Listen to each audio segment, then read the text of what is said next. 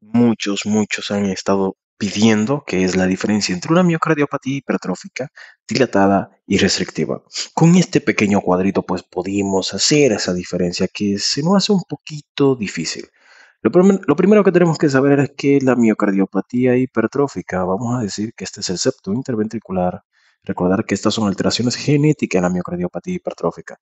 Vamos a tener una disminución del volumen del ventrículo izquierdo. ¿Por qué vamos a tener una disminución del volumen del ventrículo izquierdo? Fácil, porque esa hipertrofia que hay en el septum interventricular lo que va a hacer es que me va a disminuir la luz del ventrículo. Por ende, yo voy a tener una disminución de lo que es la precarga. Por eso el paciente presenta una disfunción diastólica. Entonces, por eso hay una disminución del volumen con un aumento del grosor del septo interventricular, aumento del grosor del ventrículo izquierdo, con una fracción de eyección igual o aumentada. ¿Por qué? Porque la cantidad de volumen que estoy manejando es menor. Y al tener menor cantidad de volumen, pues la fracción de eyección va a ser pues mayor. Es como una persona que vaya al gimnasio. Mientras más va al gimnasio, pues más libra va a levantar. Por eso, al entrar poco flujo sanguíneo a la cavidad ventricular izquierda, pues lo que hacemos es que manejamos un mayor volumen por ese septo interventricular robusto que tiene el paciente. La clínica que presenta el paciente que es disnea puede presentar disnea porque el cuadro de este paciente es como que va a presentar una estenosis a nivel aórtico y como una insuficiencia a nivel mitral. Esa insuficiencia como a nivel mitral lo que hace como si fuera un reflujo de ese volumen sanguíneo hacia las venas pulmonares y se va, vamos a decirlo, hacia los pulmones. Entonces lo que va a hacer es que el paciente va a aumentar esa presión de las venas pulmonares y se va a comportar, vamos a decirlo así, no hipotéticamente como si fuera un edema agudo, pero no es un edema agudo, sino que solamente dificulta al paciente por el aumento de la presión de las venas pulmonares que sería mayor a 25 milímetros de mercurio. Entonces, la angina, ¿por qué la angina? Porque a nivel del seno basal, que es de donde nacen las coronarias, a nivel de la aorta, entonces, al yo tener como si fuera una estenosis a nivel de la aorta, voy a disminuir el riesgo sanguíneo hacia la coronaria o las arterias epicárdicas, como ustedes la conozcan.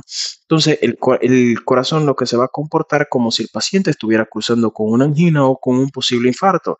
Ese dolor punzante o opresivo en el pecho. Entonces, por eso se produce la angina. El síncope por la disminución del flujo sanguíneo.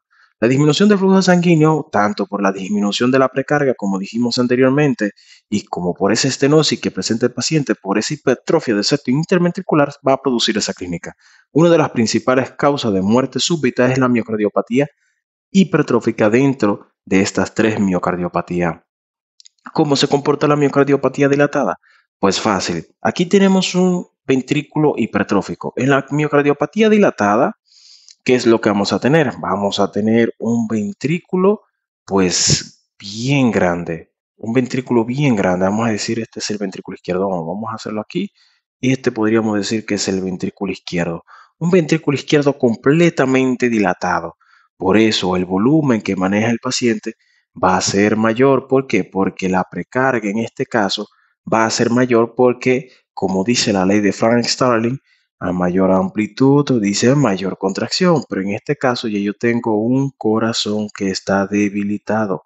Por eso yo tengo una disfunción sistólica, porque estoy manejando un volumen superior al que yo puedo eyectar. Ese es el problema. Entonces, por eso yo tengo la fracción de eyección disminuida porque no tengo la fuerza necesaria para poder, pues, impulsar el volumen sanguíneo que entra a la cavidad ventricular. En este caso, el grosor se va a encontrar disminuido por la miocardiopatía dilatada, que sabemos que la miocardiopatía dilatada es causada por una alteración de algunas de las proteínas que conforman lo que es el sarcómero, que es la unidad funcional del miocardio como, o del músculo estriado, como es la desmina y la titina en este caso. En la miocardiopatía hipertrófica vamos a ver que la causa va a ser también por alteraciones de las proteínas que conforman lo que es el sarcómero, que es la unidad funcional, pero en este caso son cadenas pesadas de miocina que la envuelven. En este caso serían las troponina T y la troponina I que se verían afectadas. Entonces, los síntomas que va a producir el paciente son síntomas de insuficiencia cardíaca. Como bien sabemos, si yo tengo un corazón aquí hipertrófico, voy a tener mayor espacio para separar lo que son las válvulas mitral y para separar lo que es la válvula aórtica. Entonces me va a quedar ese espacio como que están en el aire las válvulas, entonces va a haber como ese reflujo. Bien, por esa miocardiopatía dilatada que tiene el paciente, por esa separación en la cavidad ventricular va a hacer que haya como un flujo retrógrado.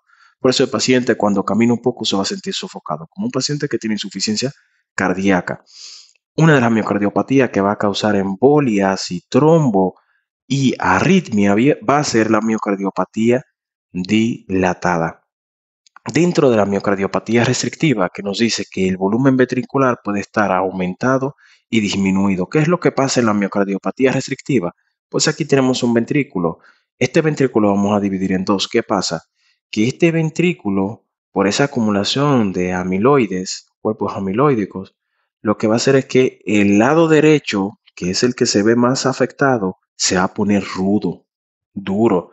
Entonces el paciente se va a comportar como si tuviera una insuficiencia cardíaca derecha. ¿Por qué? Porque va a haber ese reflujo yugular y ese reflujo hepato-yugular causando esa inflamación o edema a nivel de los miembros inferiores, causando ascitis, causando también en el paciente ese, ese reflujo, como dije anteriormente, ese reflujo hepato-yugular desencadenando lo que es la ascitis en ese paciente. El paciente puede tener lo que es disnea de esfuerzo por la insuficiencia cardíaca, como dice aquí, derecha y puede producir embolia en cada uno de los pacientes. La miocardiopatía restrictiva y la dilatada reciben el mismo tratamiento que la insuficiencia cardíaca. La miocardiopatía hipertrófica, el tratamiento de este puede ser la cirugía de Monro, que la cirugía de Monro no es más ni menos que agarrar el septo interventricular, cortarle pues un pedazo para que me pueda despejar la luz de la válvula mitral y la luz de la válvula aórtica, mejorando los signos. Si no, se puede hacer una ablación, que lo que hacemos es que las arterias epicárdicas, estas arterias, lo que vamos a hacer es que la vamos, como quien dice, a obstruir para disminuir la cantidad de oxígeno que llega al septo interventricular para así evitar esa hipertrofia. ¿Cuál es la consecuencia de este? Pues fácil, la consecuencia de este es que el paciente de ahí pueda de que salga con marcapaso. Entonces no está recomendada, no es que no se hace, pero no está recomendada para el tratamiento. El tratamiento farmacológico de la miocardiopatía hipertrófica son los beta bloqueantes. Ya si no funcionan los beta bloqueantes, se hacen los procedimientos quirúrgicos mencionados anteriormente. Y esta sería la diferencia entre cada una de estas tres miocardiopatías.